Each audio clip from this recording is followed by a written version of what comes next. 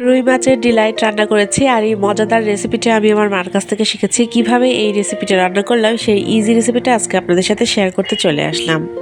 আসসালামু আলাইকুম বন্ধুরা, আমি সিরাজু মনিরা। আমি প্রথমে রুই মাছগুলো ছোট ছোট টুকরো করে কেটে নিয়েছি। তারপর তাতে লবণ, হলুদ ও মরিচের গুঁড়া মাখিয়ে কিছুক্ষণ রেখে দেব। 10 থেকে 15 মিনিট রাখলেই চলবে।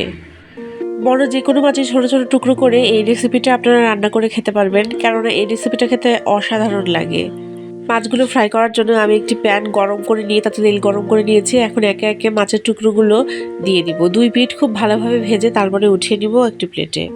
আমার মা যখন ছিলেন তখন প্রায় এই রান্নাটা করতেন এবং তার এই রান্নার রেসিপিটা যে এত টেস্ট হতো যা বলার বাইরে। আমি রান্না করি কিন্তু আমার রান্নাটা তার মতন এত স্বাদ হয় না।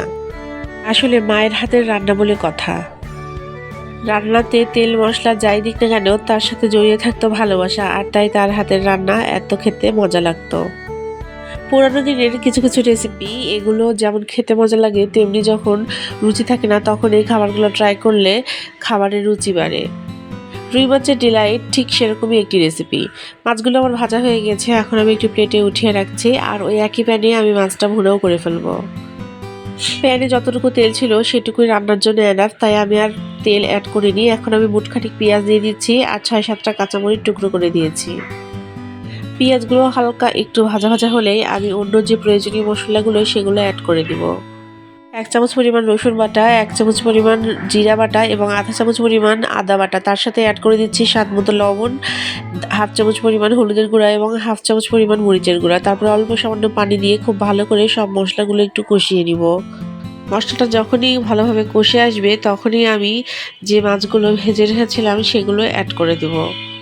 খুবই ইজি এবং সিম্পল একটি রেসিপি, আর এইটা দিয়ে আপনি এক থালা ভাত এক বসাতেই খেয়ে উঠতে পারবেন।